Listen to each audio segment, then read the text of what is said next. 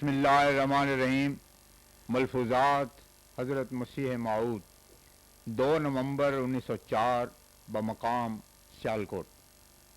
فرمایا اس بات کو کبھی بھولنا نہیں چاہیے کہ نیری بیعت اور اقرار سے کچھ نہیں بنتا، بلکہ انسان زیادہ ذمہ وار اور جواب دہ ہو جاتا ہے۔ اصل فائدہ کے لیے ضرورت ہے حقیقی ایمان اور پھر اس ایمان کے موافق اعمال صالحہ کی۔ جب انسان یہ خوبی اپنے اندر پیدا کرتا ہے تو جیسا کہ اللہ تعالیٰ نے فرمایا ہے کہ متقی حقیقی مومن، اور اس کے غیر میں ایک امتیاز رکھ دیا جاتا ہے، اسے ممتاز کیا جاتا ہے، اور اس امتیاز کا نام قرآن شریف کی اصطلاح میں فرقان ہے۔ آخرت میں بھی مومن اسی فرقان سے شناخت کیے جائیں گے، اور کافر، فاسق، فاجر کے منہ سیاہ ہو جائیں گے۔ اس دنیا میں بھی دیکھا جاتا ہے کہ مومن ہمیشہ ممتاز رہتا ہے، اس کے اندر ایک سکینت اور اطمینان بخش روح ہوتی ہے، اگرچہ مومن کو دکھ بھی اٹھانے پڑتے ہیں اور قسم قسم کے مصائب اور شدائد کے اندر سے گزرنا پڑتا ہے، خواہ لوگ اس کے کتنے ہی برے نام رکھیں اور خواہ اس کے تباہ و برباد کرنے کے لیے کچھ بھی ارادے کریں، لیکن آخر وہ بچا لیا جاتا ہے، کیونکہ خدا تعالیٰ اس سے محبت کرتا ہے اور اسے عزیز رکھتا ہے، اس لیے دنیا اس کو ہلاک نہیں کر سکتی۔ مومن اور اس کے غیر میں امتیاز ضرور ہوتا ہے، اور یہ میزان خدا تعالیٰ کے ہاتھ میں ہے۔ خدا کی آنکھیں خوب دیکھتی ہیں کہ کون بد اور شریر ہے، خدا کو کوئی دھوکہ نہیں دے سکتا۔ پس تم دنیا کی پرواہ نہ کرو، بلکہ اپنے اندر کو صاف کرو۔ یہ دھوکہ مت کھاؤ کہ ظاہری رسم ہی کافی ہے، نہیں، امن اس وقت آتا ہے جب انسان سچے طور سے خدا تعالیٰ کے حرم میں داخل ہو۔ بس اب بڑی تبدیلی کا وقت ہے اور خدا تعالیٰ سے سچی صلح کے دن ہیں۔ بعض لوگ اپنی غلط فہمی اور شرارت سے اس سلسلے کو بدنام کرنے کے لیے یہ اعتراض کرتے ہیں کہ اس سلسلہ میں سے بھی بعض آدمی طاعون سے ہلاک ہوئے ہیں۔ میں نے بارہا اس اعتراض کا جواب دیا ہے کہ یہ سلسلہ منہاج نبوت پر واقع ہوا ہے۔ حضرت صلی اللہ علیہ وسلم کے زمانے میں کفار پر جو عذاب آیا تھا وہ تلوار کا عذاب تھا، حالانکہ وہ ان کے لیے مخصوص تھا، لیکن کیا کوئی کہہ سکتا ہے کہ صحابہ میں سے بعض شہید نہیں ہو گئے؟ اسی طرح پر یہ سچ ہے کہ سلسلہ میں سے بھی بعض لوگ طاعون سے شہید ہوئے ہیں، مگر یہ بھی تو دیکھو کہ طاعون کے ذریعے سے ہمارا نقصان ہوا ہے یا دوسروں کا۔ ہماری جماعت کی تو ترقی ہوتی گئی اور ہو رہی ہے، اور میں پھر کہتا ہوں کہ جو لوگ نافع الناس ہیں اور ایمان، صدق و وفا میں کامل ہیں، وہ یقیناً بچا لیے جائیں گے۔ پس تم اپنے اندر یہ خوبیاں پیدا کرو، اپنے رشتہ داروں اور بیوی بچوں کو بھی سمجھاؤ اور یہی تلقین کرو، اور دوستوں کے ساتھ یہی شرط دوستی رکھو کہ وہ بدی سے بچیں۔ پھر میں یہ بھی کہتا ہوں کہ سختی نہ کرو اور نرمی سے پیش آؤ۔ جنگ کرنا اس سلسلے کے خلاف ہے، نرمی سے کام لو اور اس سلسلے کی سچائی کو اپنی پاک باطنی اور نیک چلنی سے ثابت کرو۔ یہ میری نصیحت ہے، اس کو یاد رکھو۔ اللہ تعالیٰ تمہیں استقامت بخشے، آمین۔ 3 نومبر 1904 سیالکوٹ سے واپسی پر بمقام وزیر آباد ریلوے اسٹیشن۔ وزیر آباد کے اسٹیشن پر وہی ہجوم اور کثرت زائرین تھی جو پہلے تھی۔ حافظ غلام رسول صاحب نے پھر لیمونڈ اور سوڈا واٹر کی دعوت اپنے بھائیوں کو دی۔ اس مرتبہ اس اسٹیشن پر ایک عجیب بات جو پیش آئی وہ یہ تھی کہ ڈسکے کا مشنری پادری اسکاٹ صاحب حضرت اقدس سے آ کر ملا۔ پادری اسکاٹ صاحب کے ساتھ ہمارے مکرم بھائی شیخ عبدالحق صاحب نامسلم کے بھی عیسائیت کے ایام میں دوستانہ تعلقات تھے۔ پادری صاحب نے حضرت اقدس کے پاس آ کر اپنا پہلے سلسلہ کلام شیخ عبدالحق ہی سے شروع کیا کہ آپ نے ہمارا ایک لڑکا لے لیا۔ اس قسم کی باتیں ہو رہی تھیں، جبکہ ہم نے پہنچ کر اس گفتگو کو قلم بند کرنا شروع کیا، یعنی ایڈیٹر الحکم نے۔ پادری اسکاٹ، آپ میں اور اس عیسوی مذہب میں کیا اختلاف ہے؟ حضرت اقدس، موجودہ عیسوی مذہب اور ہم میں تو زمین و آسمان کا فرق ہے۔ البتہ حضرت مسیح علیہ السلام کی اصل تعلیم اور مذہب اور ہمارے مذہب کے اصولوں میں اختلاف نہیں ہے۔ وہ بھی خدا کی پرستش کرتے اور اس کی توحید کا وعظ و تبلیغ کرتے تھے، اور دوسرے تمام نبی بھی یہی تعلیم دے کر آئے تھے۔ پادری اسکاٹ، آپ لوگوں میں تو بہت سے فرقے موجود ہیں۔ حضرت اقدس، مجھے تعجب ہے کہ آپ اسلام پر یہ اعتراض کرتے ہیں۔ کیا آپ کو معلوم نہیں کہ عیسائیوں میں کس قدر فرقے ہیں جو ایک دوسرے کی تکفیر کرتے ہیں اور اصولوں میں بھی متفق نہیں. مسلمانوں کے فرقوں میں اگر کوئی اختلاف ہے تو فروعات اور جزیات میں ہے, اصول سب کے ایک ہی ہیں. پادری اسکاٹ. ان عیسائی فرقوں میں سے آپ کس کو حق پر سمجھتے ہیں؟ حضرت اقدس: میرے نزدیک تو راس باس وہی فرقہ تھا جو حضرت مسیح اور ان کے حواریوں کا تھا. اس کے بعد تو اس مذہب کی مرمت شروع ہو گئی اور کچھ ایسی تبدیلی شروع ہوئی کہ حضرت مسیح کے وقت کی عیسویت اور موجودہ عیسویت میں کوئی تعلق نہیں رہا. پادری: اس کی خبر آپ کو کہاں سے ملی؟ حضرت اقدس: پیغمبروں کو خدا تعالیٰ ہی سے خبریں ملا کرتی ہیں, میں بھی خدا ہی سے خبریں پاتا ہوں اور اسی پر ایمان لاتا ہوں. پادری: اس میں شک نہیں کہ پیغمبروں کو خدا سے ہی خبر ملتی ہے. اس مقام تک جب پہنچے تو پادری صاحب کی نظر جناب ایڈیٹر صاحب الحکم پر پڑی جو اس گفتگو کو قلم بند کر رہے تھے. پادری صاحب یہ دیکھ کر گھبرائے اور بولے کہ یہ کون نوٹ کر رہا ہے؟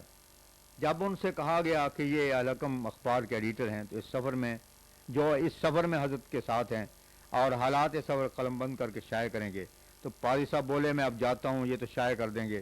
انہیں کہا گیا کہ کیا حرج ہے, دوسرے لوگوں کو فائدہ پہنچے گا.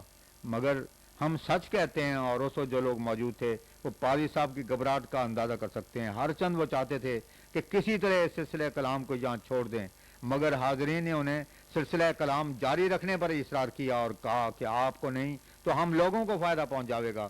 اس اصرار پر انہوں نے سلسلہ کلام جاری رکھا اور پھر یہ بولے کہ تمہارے بہت سے چیلے ہیں, یہ حملہ نہ کر دیں.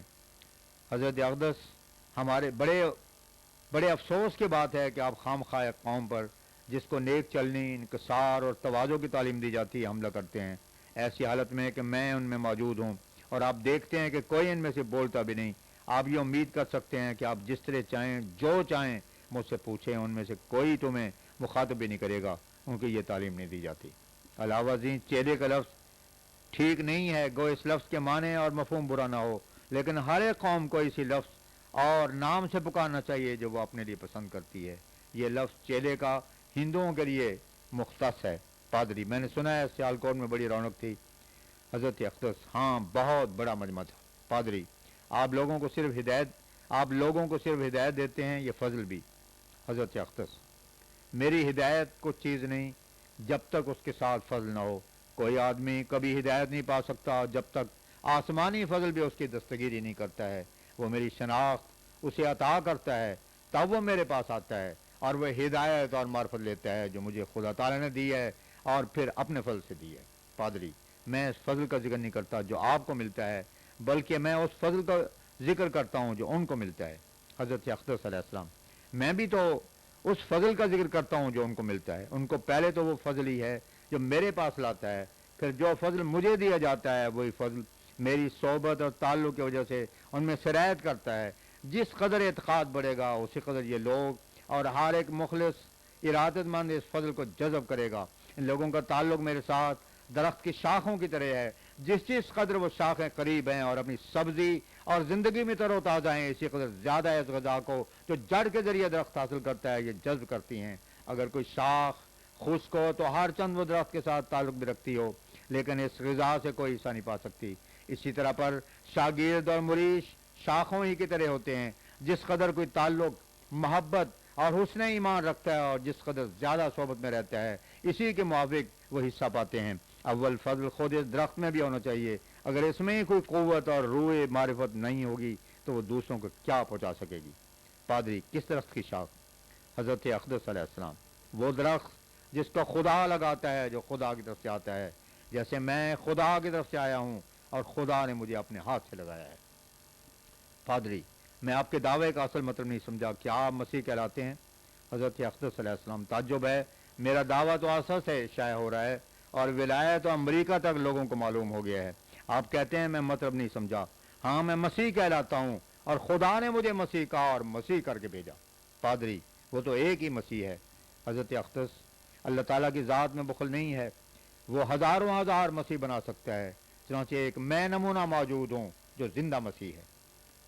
پادری: 1900 برس پیشتر آپ سے ایک مسیح دنیا میں آیا تھا اور وہی مسیح مشہور ہے جس کی طرف یہودیوں کے عہد نامے میں اشارہ ہے کہ مسیح آئے گا اور وہ اس کے منتظر تھے, اس کے سوا تو کوئی اور مسیح نہیں. حضرت اقدس علیہ السلام: ہاں, 1900 برس پیشتر ایک مسیح آیا تھا مگر جس مسیح کا آپ ذکر کرتے ہیں، جس کو مانتے ہیں، اس کا ذکر یہودیوں کے عہد نامے میں کہیں نہیں ہے، کیونکہ وہ کسی خدا مسیح کے منتظر نہ تھے، بلکہ ایک نبی کے منتظر تھے۔ اگر وہ کسی خدا یا خدا کے بیٹے کے منتظر ہوتے تو وہ اس کو مان لیتے۔ علاوہ بریں یہودیوں کے عہد نامے میں جس مسیح کا ذکر ہے، وہ نشان دو مسیحوں کی طرف جاتا ہے، ایک وہ جو مجھ سے پہلے آیا، دوسرا میں ہوں جو 7ویں ہزار میں آنے والا تھا۔ مسیح کا آمد ثانی کے تم لوگ بھی قائل ہو، لیکن دوسری آمد کو تم نے اسی کی آمد سمجھ لی ہے، حالانکہ اس سے مراد کسی اور کا آنا تھا، یعنی میرا آنا مراد تھا۔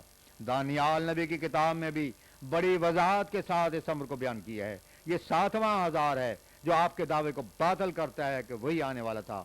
اس نے میری تصدیق کی، چنانچہ بڑے عیسائی فاضلوں نے مسیح کے آنے کا یہی زمانہ قرار دیا ہے، اور آخر مایوس ہو کر امریکہ وغیرہ میں ایسے رسائل بھی شائع ہو گئے کہ دوبارہ آنے کا خیال غلط ہے۔ آمد ثانی سے مراد صرف کلیسیا ہی ہے۔ اگر یہ وقت آنے کا نہ تھا تو ان لوگوں کو کیا مصیبت پیش آئی تھی کہ وہ ایسی تعویلیں کرتے یا انکار کرتے۔ حقیقت میں آنے کا زمانہ یہی تھا، اور آنے والا آ گیا، مگر تھوڑے ہیں جو اسے دیکھتے ہیں۔ اب آپ حق قبول کریں یا نہ کریں، اور کوئی مسیح تو آنے والا نہیں جس کا آپ کو انتظار ہے، وہ مر چکا، اور میں خدا تعالیٰ کے وعدے کے موافق آ گیا۔ پادری، جو دھوکہ یسوع کو تھا وہی آپ کو ہے کہ ایک مسیح دکھ اٹھائے گا، دوسرا بزرگی پائے گا، حضرت اختص علیہ السلام۔ دراصل یہودیوں والا دھوکہ تو آپ کو لگا ہے کہ اگر آپ حضرت مسیح کے اپنے فیصلے کو یاد رکھتے تو ٹھوکر نہ کھاتے۔ یہودیوں کو جو دھوکہ لگا تھا وہ یہی تو تھا کہ مسیح کے آنے سے پہلے ایلیا ہی کا آنا مانتے تھے، اور اقرار کرتے تھے کہ وہی ایلیا آئے گا، حالانکہ مسیح نے اس کا فیصلہ یہ کیا کہ آنے والا ایلیا یوحنا کے رنگ میں آیا ہے، چاہو تو قبول کرو۔ اب اگر دوبارہ آنا صحیح ہوتا تو پھر ایلیا ہی کو آنا چاہیے تھا۔ اسی طرح مسیح کی آمد ثانی ہے، اس سے مراد وہ آپ ہی کیوں کر ہو سکتے ہیں؟ اسی واسطے میں کہتا ہوں کہ آپ کو یہودیوں والا دھوکہ لگا ہے، ورنہ میں تو وہی مسیح ہوں جو آنے والا تھا، اور میرا وہی فیصلہ ہے جو ایلیا کے حق میں مسیح نے کیا۔